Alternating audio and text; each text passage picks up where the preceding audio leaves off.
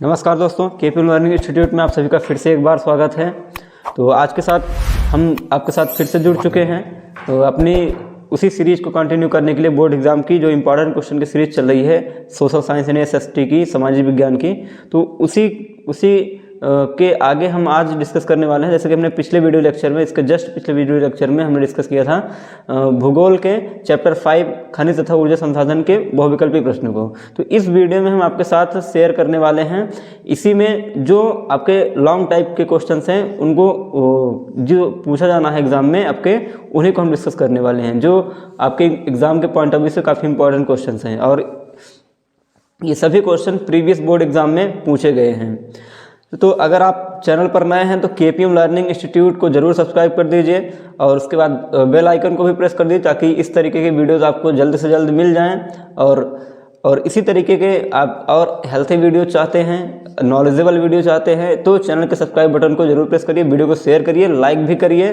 तो चलिए हम अपने आगे टॉपिक पर आते हैं और इस सीरीज़ को कंटिन्यू करते हैं। तो चलिए, हमने जो बताया आपको, जैसा कि हमने मल्टीपल चॉइस क्वेश्चन को डिस्कस कर लिया है। अब हम वर्णनात्मक प्रश्न 1 को लेकर आए हैं, जो कि 80 शब्दों में आपको लिखना है। तो चलिए, इसमें प्रश्न नंबर 1 है, परंपरागत और गैर परंपरागत ऊर्जा संसाधनों को समझाइए। तो मतलब कि आपको बताना है कि परंपरागत और गैर परंपरागत ऊर्जा के कौन से संसाधन होते हैं। चलिए, जैसे कोयला, तेल और प्राकृतिक गैस से उत्पन्न की गई ताप, विद्युत, जल विद्युत और परमाणु शक्ति ऊर्जा के परंपरागत साधन हैं। मतलब कि ऐसे साधन जिनका हम एक बार यूज़ कर सकें और इनको दोबारा यूज ना कर सकें, उसे हम परंपरागत साधन कहते हैं। जैसे कोयला, तेल, प्राकृतिक गैस और ताप विद्युत, जल विद्युत, परमाणु शक्ति, ये सभी क्या हैं? परंपरागत ऊर्जा के संसाधन हैं। इन संसाधनों का नवीकरण नहीं किया जा सकता, अर्थात इन्हें दोबारा उपयोग में नहीं लाया जा सकता। ये स्रोत सीमित तथा लगातार प्रयोग से समाप्त होने के कगार पर है। मतलब ये सभी स्रोत जो है परंपरागत, जितने भी साधन हैं परंपरागत, वो सभी लगभग समाप्त होने की ओर हैं। चलिए, अब गैर परंपरागत साधन को देख लेते हैं। सूर्य, वायु, ज्वार भाटा, जियोथर्मल आदि ऊर्जा के गैर परंपरागत साधन हैं। मतलब कि सूर्य, वायु, ज्वार भाटा, जियोथर्मल, उसके बाद जल, ये सभी क्या हैं? गैर परंपरागत साधन हैं। ये साधन नवीकरण योग्य हैं, इनका बार बार उपयोग किया जा सकता है। मतलब कि जो परंपरागत होते हैं उनका बार बार उपयोग नहीं कर सकते हैं। जो गैर परंपरागत साधन होते हैं ऊर्जा के, उन्हें हम दोबारा भी यूज कर सकते हैं। तटीय राज्यों जैसे गुजरात, महाराष्ट्र, उड़ीसा तथा तमिलनाडु पवन ऊर्जा के विकास की काफ़ी संभावना है। मतलब इन राज्यों में जो पवन ऊर्जा है वो बहुत ज़्यादा मात्रा में है और इसकी विकास की संभावना बहुत ज़्यादा है, और इसीलिए इसे हम परंपरागत साधन कहते हैं, गैर परंपरागत साधन कहते हैं। चलिए, तो ये क्वेश्चन रहा पूरा आपका, और आपको इस प्रश्न का उत्तर 80 शब्दों में देना है, जैसा कि हमने यहाँ पर दिया है। तो इसी तरीके से आपको कॉपी में अपने एग्ज़ाम में भी लिखना है और अच्छी तरीके से नंबर को स्कोर करना है। चलिए, अगला क्वेश्चन देखते हैं। अगला क्वेश्चन आपका है, अभ्रक का प्रयोग किस लिए किया जाता है? भारत में इसके उत्पादक 2 राज्यों का नाम बताइए। मतलब अभ्रक क्या होता है, इसका प्रयोग कहाँ पर किया जाता है, किस लिए किया जाता है, और इसको अभ्रक का उत्पादन करने वाले 2 राज्यों का नाम बताना। चलिए देखते हैं उत्तर इसका। अभ्रक पारदर्शी, काले, हरे, लाल, पीले अथवा भूरे रंग का हो सकता है। मतलब इसका रंग कई रंग के हो सकते हैं, काला भी हो सकता है, हरा भी हो सकता है, लाल, पीला या फिर भूरा रंग का भी हो सकता है। ये ऐसा खनिज है जो प्लेटों अथवा पत्रण क्रम में पाया जाता है। इसका चादरों में विपाटन आसानी से हो सकता है। ये परतें इतनी महीन होती हैं, इसकी परतें इतनी महीन होती हैं कि इसकी 1000 परतें कुछ सेंटीमीटर ऊंचाई में समाहित हो सकती हैं। मतलब इसकी परतें इतनी ज़्यादा महीन होती हैं कि इनकी जो है 1000 परतें कुछ सेंटीमीटर के चादर में समाहित हो सकती हैं। इसकी सर्वोच्च परावैद्युत शक्ति, ऊर्जा ह्रास का निम्न गुणांक, विसंवहन के गुण और उच्च वोल्टेज की प्रतिरोधकता के कारण अभ्रक विद्युत व इलेक्ट्रॉनिक उद्योगों में प्रयुक्त होने वाले आवश्यक खनिजों में से एक है।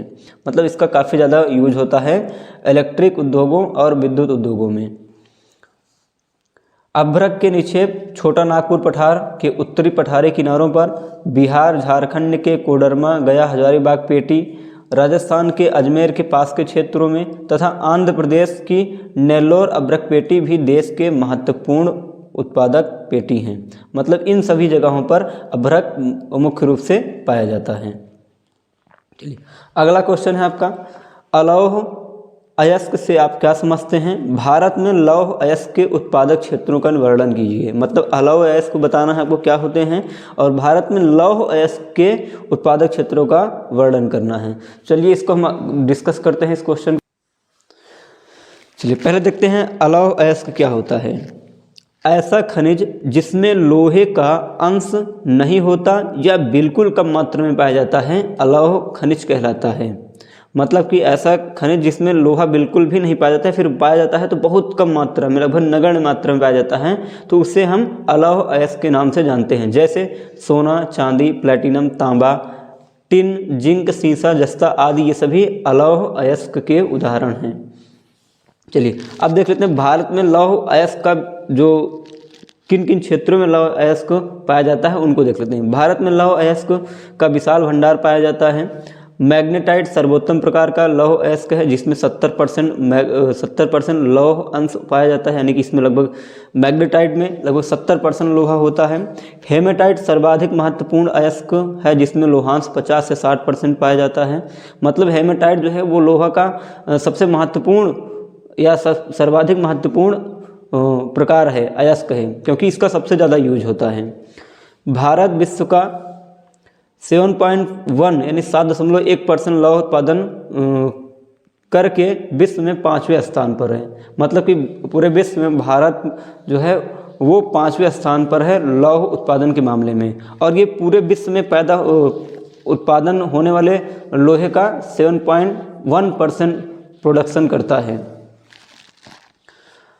अब देख लेते हैं भारत में किन किन जगहों पर लौह अयस्क पाया जाता है। भारत में झारखंड, छत्तीसगढ़, उड़ीसा, मध्य प्रदेश, तमिलनाडु, कर्नाटक तथा आंध्र प्रदेश आदि राज्य प्रमुख लौह उत्पादक राज्य हैं। मतलब कि इन राज्यों में प्रमुख रूप से लौह उत्पादन होता है। भारत में लोहे के 1760 करोड़ टन भंडार का अनुमान है। मतलब ऐसा अनुमान है कि भारत में 1760 करोड़ टन का भंडार है। भारत लगभग आधा लोहा निर्यात करता है। मतलब जितना कुल उत्पादन करता है उसका लगभग आधा निर्यात कर देता है। और जापान लोहे का प्रमुख आयातक देश है। मतलब जापान में सबसे ज़्यादा लोहा आयात किया जाता है, मतलब मंगाया जाता है विदेशों से। चलिए तो ये क्वेश्चन रहा आपका, काफ़ी इंपॉर्टेंट है, इसको आपको एकदम अच्छी तरीके से तैयार कर लेना है।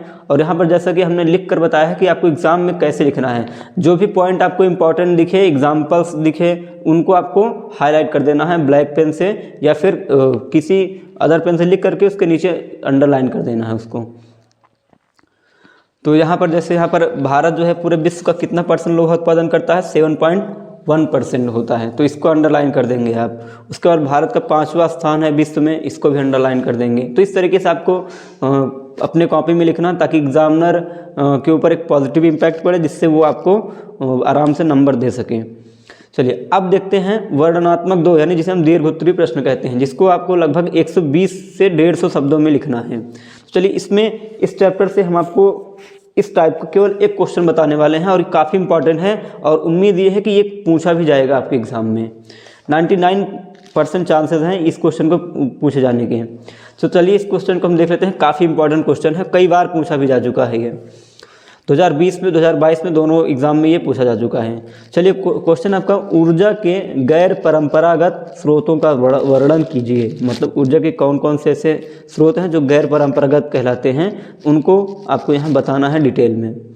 तो चलिए, वे साधन जो एक बार प्रयोग होने पर ख़त्म नहीं होते, अतः जिसे पुनः प्राप्त किया जा सके, गैर परंपरागत ऊर्जा के स्रोत कहलाते हैं। जैसे पवन, सौर, जल, ज्वारीय ऊर्जा आदि, ये सभी क्या हैं, ऊर्जा के गैर परंपरागत सोर्स हैं। पहले देखते हैं, अब हेडिंग वाइज आपको लिखना है सबके बारे में। तो यहाँ पर हमने हेडिंग बनाया है पहला, सौर ऊर्जा। सौर ऊर्जा के बारे में आपको जो भी पता है वो वहाँ पे आप लिखेंगे इस हेडिंग में। आपको ज़्यादा से ज़्यादा एग्जाम में हेडिंग्स बना के लिखनी है, और हेडिंग को बना कर लिखनी है, उसमें इंपॉर्टेंट जो पॉइंट है उसको आपको अंडरलाइन कर देना है, फिर ब्लैक पेन से आपको लिख देना, हाईलाइट कर देना है। तो पहले हेडिंग है सौर ऊर्जा। भारत के उष्णकटिबंधीय देश होने के नाते यहाँ सौर ऊर्जा की अपार संभावनाएं हैं, मतलब कि बहुत ज़्यादा मात्रा में यहाँ पर संभावना है सौर ऊर्जा की। अब देखिए सौर ऊर्जा कैसे निकाला जाता है, कैसे बनाया जाता है, मतलब यानी सूर्य के प्रकाश को कैसे लाइट में यानी इलेक्ट्रिक में चेंज किया जाता है, इसको देख लें। फोटोवोल्टाइक प्रौद्योगिकी द्वारा धूप को सौर बिजली में परिवर्तित किया जाता है, यानी फोटोवोल्टाइक प्रौद्योगिकी द्वारा। भारत के ग्रामीण क्षेत्रों में यह तेज़ी से लोकप्रिय हो रही है, मतलब सौर ऊर्जा जो है काफ़ी ज़्यादा तेज़ी से जो है गाँवों में, ग्रामीण क्षेत्रों में लोकप्रिय हो रही है, खासकर ये पंजाब और हरियाणा के क्षेत्रों में। भारत का सबसे बड़ा सौर ऊर्जा संयंत्र भुज के निकट माधोपुर में है। भुज मतलब गुजरात में है, गुजरात के माधोपुर में है सबसे बड़ा संयंत्र सौर ऊर्जा का। चलिए अब देख लेते हैं पवन ऊर्जा। पवन ऊर्जा का प्रयोग पानी बाहर निकालने, खेतों में सिंचाई करने और बिजली पैदा करने के लिए किया जाता है। पवन चक्की लगा करके, बड़ी बड़ी पवन चक्की लगा, ये खासकर दक्षिण भारत में देखने को ज़्यादा मिलता है। वायु ऊर्जा का प्रयोग गुजरात, तमिलनाडु, उड़ीसा और महाराष्ट्र में किया जाता है। चलिए अब देखते हैं अगला पॉइंट है इसमें भूतापीय ऊर्जा। ये भी आपका ऊर्जा का गैर परंपरागत स्रोत है। देखते हैं इसके बारे में। पृथ्वी के आंतरिक भागों से ताप का प्रयोग कर उत्पन्न की जाने वाली विद्युत को भूतापीय ऊर्जा कहते हैं। भूतापीय ऊर्जा के दोहन के लिए लद्दाख तथा हिमाचल प्रदेश में 2 प्रायोगिक परियोजनाएं शुरू की गई हैं। तो ये रहा भूतापीय ऊर्जा के बारे में। अब देख लेते हैं अगला जियोथर्मल ऊर्जा। हिमाचल प्रदेश में गर्म पानी के चश्मों से ये पैदा की जाती है, यानी जियोथर्मल ऊर्जा गर्म पानी के चश्मों से पैदा की जाती है। इसका प्रयोग ठंडे भंडार केंद्रों में किया जाता है। चलिए अब अगला देख लेते हैं। अगला है आपका बायोगैस। बायोगैस क्या होता है? ग्रामीण इलाकों में झाड़ियों, कृषि अपशिष्ट, पशुओं और मानव जनित अपशिष्ट के उपयोग से घरेलू उपयोग हेतु बायोगैस उत्पन्न की जाती है। बायोगैस संयंत्र नगरपालिका, सहकारिता तथा निजी स्तर पर लगाए जाते हैं। बायोगैस मतलब जैसे हम नॉर्मल अपने गांवों में कहते हैं जिसे गोबर गैस। गोबर गैस में क्या होता है कि उसमें ये बायोगैस जो है ये ज़्यादातर ग्रामीण क्षेत्रों में पशुओं के गोबर से ज़्यादा पैदा की जाती है, और ये इसका यूज खाना बनाने के लिए, बिजली यानी बिजली के किसी यूज के लिए किया जाता है मुख्य तौर पर। तो आई होप ये आपका क्वेश्चन जो हमने यहाँ पर आपको बताया ये काफ़ी ज़्यादा आपको इम्पोर्टेंट लगा होगा, और ये हमने अपने लेवल पर रिसर्च करके क्वेश्चंस को आपको प्रोवाइड किया है। और ये एग्ज़ाम में आपके क्वेश्चंस जो है काफ़ी इम्पॉर्टेंट हैं, और एग्ज़ाम के पॉइंट ऑफ व्यू से ये काफ़ी इम्पॉर्टेंट हैं, और ये एग्ज़ाम में आपके पूछ जाने हैं ऐसे 99% चांसेस हैं। तो ये चैप्टर आपका पूरा होता है ख़त्म। अब हम अगले चैप्टर को डिस्कस करेंगे नेक्स्ट वीडियो में।